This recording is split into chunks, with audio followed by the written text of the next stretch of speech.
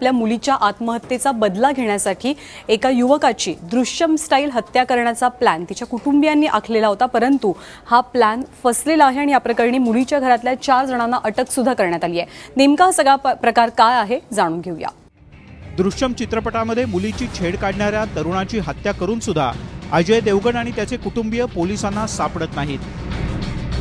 हाच प्रयत्न सांगली जिल्ह्यातल्या कुपवाडच्या नगरकर कुटुंबाने केला, पण पोलिसांनी मोठ्या शिताफीनं अवघ्या 2च दिवसात आरोपींना जेरबंद केलंय।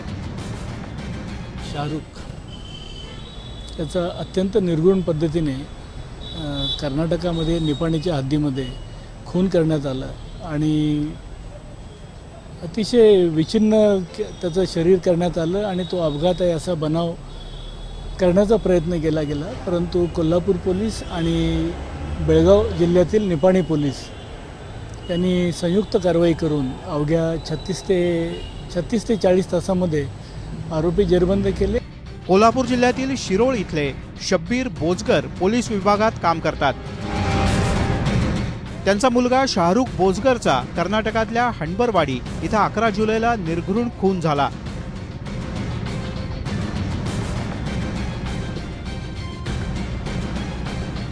शाहरुख याचे सांगलीतल्या एका युवतीशी प्रेमसंबंध होते, पण त्या मुलीचं लग्न झाल्याची बातमी शाहरुखला कळली।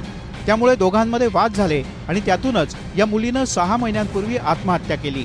आपल्या मुलीनं शाहरुखच्या भांडणाला कंटाळून आत्महत्या केल्याचा राग रवींद्र नगरकर यांना आला होता। बाप आणि 2 मुलांनी मिळून शाहरुखची हत्या करण्याचा प्लॅन केला होता। शाहरुखला आपल्या जाळ्यात ओढण्यासाठी मुलीच्याच एका भावाने सोशल मीडियावर अकाउंट ओपन केलं। यातून संपर्क वाढवला आणि त्याला हणबरवाडी इथं बोलावून 11 जुलैला आपल्या एका मित्राच्या सहकार्याने त्याची हत्या केली। काही गोष्टी आहेत की ज्याला हनी ट्रॅप असं म्हणतात। अशी एक बाब समोर आलेली आहे की फेसबुकवरून एखाद्या अनोळखी मुलीने जवळीक वाढवण्याचा प्रयत्न केला आणि त्या माध्यमातून त्यातले जे मयत शाहरुख आहे त्याला त्या जाळ्यात ओढून नंतर मग अन्य लोकांनी त्याला ते घेऊन जाऊन त्याचा मर्डर केलेला आहे। दृश्यम चित्रपटातील नायकानं आपल्या मुलीला छेडणाऱ्याची हत्या लपवून ठेवली, पुरावेही नष्ट केले, पण शेवटी हा चित्रपट होता।